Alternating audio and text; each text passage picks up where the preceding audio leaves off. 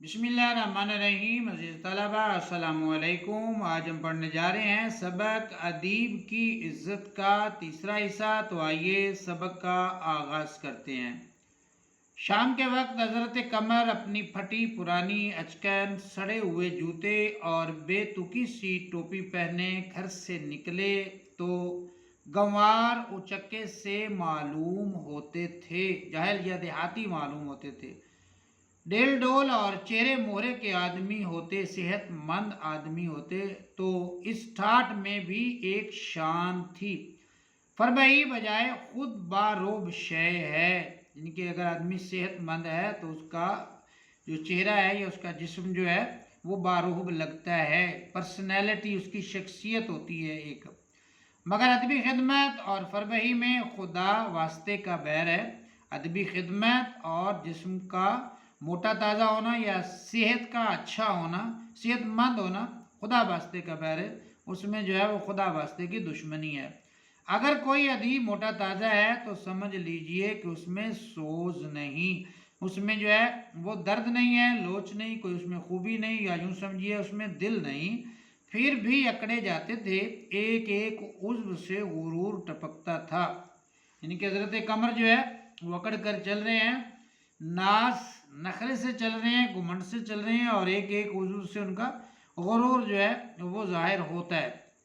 यूं घर से निकल कर वो दुकानदारों से आंख बचाकर निकल जाते थे। घर से निकलते तो आंख दुकानदारों से आंखें चुरा लिया करते, आंख बचाकर निकल जाते। मगर आज वो गर्दन उठाए उनके सामने से जा रहे थे। आज वो उनके तकाजों का दंदान शिकन जवाब देने को तैयार थे, मुंह तोड़ जवाब देने के लिए तैयार थे। मगर शाम का वक्त था, हर एक दुकान पर खरीदारों का हुजूम था, हर एक दुकान पर खरीदारों का रश्ता, कोई उनकी तरफ नहीं देखता।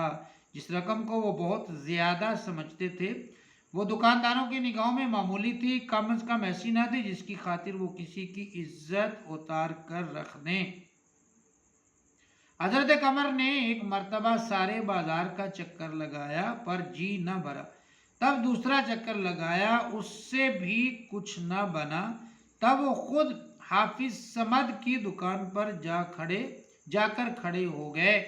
हाफिज समद बसाती का काम करते थे। उन्होंने जो है वो बाजार में छोटी सी दुकान जो है वो लगाई हुई थी, सरेरा जो दुकान लगा के बैठ जाते हैं। कमर को देकर बोले, वाह हजरत, अभी तक छाते के दाम नहीं मिले, हमें उसके पैसे मौसूल नहीं हुए। ऐसे 150 गाहक मिल जाएं तो दिवाला निकल जाए, हम तो दिवालिया हो जाएं।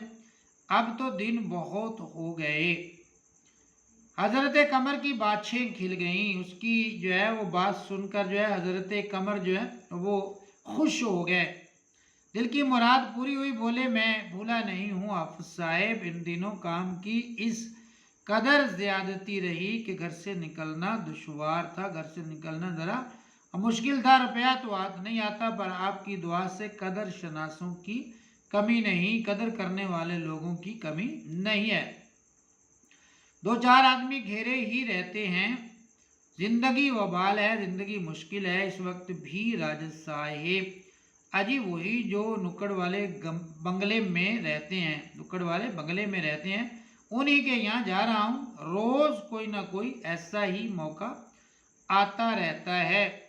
हाफिज साहब जो है वो हजरत कमर की बातें जो है और वो सुनकर जो है वो मरकूब हो गए, उन पर जो है और वो रोब तारी हो गया। अच्छा, आप राजा साहब के यहाँ तशरीफ ले जा रहे हैं, ठीक है, आप जैसे बकमालों की कदर रईस ही कर सकते हैं, और कौन करेगा। अगर कोई मौका हाथ आए तो गरीब को भूल ना जाइएगा। राजा साहब की अगर इधर निगाह हो जाए तो फिर क्या पूछना, एक पूरा बसात खाना तो उन्हीं के लिए दरकार है। 2.5-3 लाख सालाना की आमदनी है। वो कहते हैं राजा साहब की जो आमदनी है वो 2.5-3 लाख सालाना। कमर साहब को 2.5-3 लाख की आमदनी हकीर सी मालूम है, कमतर मालूम है। जुबानी जमा खर्च है तो 20 लाख कहने में क्या हर्ज है। बोले, उनकी आमदनी 10 लाख से कम नहीं। एक साहब का अंदाजा तो 20 लाख का है।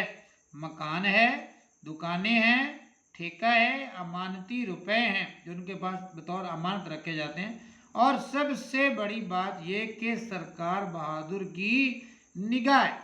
अब साहब ने बड़े एजिज से कहा, इंकिसार से कहा, आजिजी से कहा, यह दुकान आपकी है जनाब, बस इतनी ही अर्ज है। ए मुरादी, ज़रा 2 पैसे के अच्छे पान तो बनवा ला। आपके लिए आइए, 2 मिनट बैठिए, कोई चीज़ दिखाऊंगा आपसे, तो घर का मामला है। कमर ने पान खाते हुए कहा, इस वक्त तो मुआफ रखिए, वहाँ देर होगी, फिर कभी हाजिर होऊंगा। हज़रत कमर जो है उन्होंने पान खाते हुए कहा है कि इस वक्त मुझे जल्दी है, अगर मैं यहाँ बैठूंगा तो मुझे देर हो जाएगी, इंशाल्लाह फिर मुलाकात होगी। यहाँ छुटकर वो एक कपड़े वाले की दुकान पर रुके। इन्हें देखकर आंखें उठाई, बेचारा इनके नाम को रो बैठा था। सोचता था शायद कहीं चले गए, समझा रुपए देने आए हैं। बोला, भाई आपने तो बहुत दिन से दर्शन ही नहीं दिए, इनके बड़े दिन आप नज़र ही नहीं आए। कई बार रुका भेजा, मगर आदमी को आपके मकान का पता ना था। मुंशी जी ज़रा देखो तो आपके नाम क्या निकलता है। कमर की रूह तकाज़ों से कांपती थी, लेकिन आज इस तरह बेफिक्र खड़े थे जैसे कोई कहानी खुद पहन लिया हो, जैसे उन्होंने लोहे का लिबास पहन लिया हो जिस पर कोई हथियार कारगर नहीं होता, उस पर किसी भी हथियार का असर जो है वो नहीं होता। बोले, ज़रा राजा साहब के यहाँ से हो आऊँ तो बेफिक्र होकर बैठूँ, इस वक्त नहीं, जल्दी में हूँ। राजा साहब पर कई 100 रुपए निकलते थे, फिर भी उनका दामन ना छोड़ता था, एक के 3-3 वसूल करता। उसने कमर को भी उस जमात में रख लिया जिसका पेशा रईसों को लूटना है। बोला, पान तो खाते जाइए जनाब, राजा साहब 1 दिन के हैं, हम तो 12 महीनों के हैं। वो कहता है, राजा साहब के यहाँ तो आप 1 दिन के लिए गए, जाना है आपने, लेकिन हम तो 12 महीनों के आपके जो है वो गुलाम हैं। कुछ कपड़ा दरकार हो तो ले जाइए, ईद आ रही है, मौका मिले तो राजा साहब के खजांची से कहना, पुराना हिसाब बहुत दिनों से पड़ा है, अब तो साफ हो जाए। अब हम ऐसा कौन सा नफ़ा ले लेते हैं कि 2-2 साल तक हिसाब ही ना हो। कमर बोले, इस वक्त पान वान रहने दो भाई, देर हो जाएगी। जब उन्हें मुझसे मिलने का इस कदर इश्तियाक है, इस कदर शौक़ है और मेरा इतना अदब करते हैं, तो मेरा भी फ़र्ज़ है कि उन्हें तकलीफ़ ना होने दूँ। हम तो कदरदानी चाहते हैं, दौलत के भूखे नहीं। कोई हमें चाहे तो हम उसके गुलाम हैं। किसी को रियासत का गुरूर है तो हमें भी अपने इल्मो कमाल का गुरूर है। जी तलबा, हमारा तीसरा हिस्सा सबक का यहाँ हुआ मुकम्मल। मिलते हैं इंशाअल्लाह चौथे और आखिरी हिस्से के साथ। तब तक के लिए अपना बहुत सा ख्याल रखिए। अल्लाह हाफिज़।